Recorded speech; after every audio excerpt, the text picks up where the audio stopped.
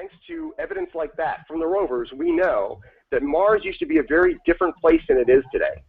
Mars used to be, used to have a thicker atmosphere, an atmosphere that we could breathe.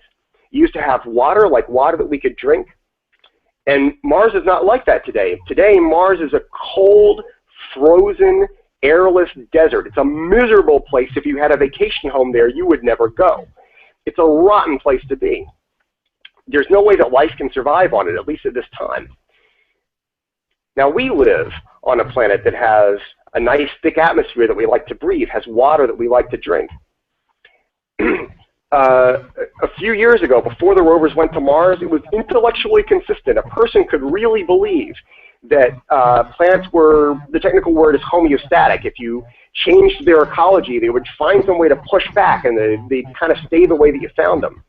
But thanks to the rovers, we know that's not true. We know it's not true. And I know it's not true because I can show you a planet where something else happened. If it happened there, it can happen here. And that reminds us that we need to take a little better care of this place. And so we go exploring. And whether it's watching the Martian moon, Phobos, transit the sun, or whether it's something as simple and poetic as watching the sun set on another world. Notice how much smaller the sun is there. The rovers have sent us back hundreds of thousands of pictures like this, hundreds of thousands. I've looked at almost all of them. But if I had to throw them all away, and I got to keep only one, the one that I would keep, the one image from Mars that I would keep, is this one right here. Coming up in a second. There you go, that one right there. Doesn't look like much, does it? Unless you happen to know that that little dot right there in the middle, that's us. That's the Earth.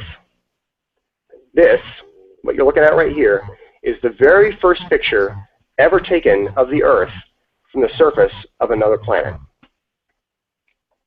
All of you, everyone you love, everyone you've ever heard of, all the kings, all the princes, all the wars, they've all taken place right here on this tiny little speck, what Carl Sagan famously called a pale blue dot. Now, what I want you to notice really about this picture is not just that little dot in the middle of it, but the big, big blackness all around, all that big emptiness. Thanks to other missions beyond the rovers, we know that that emptiness is not so empty. It's filled with other worlds where we could go and explore and have adventures just like the ones we've had on Mars.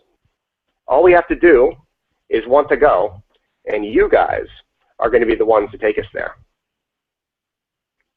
Okay, so that's it for my presentation. Thank you very much.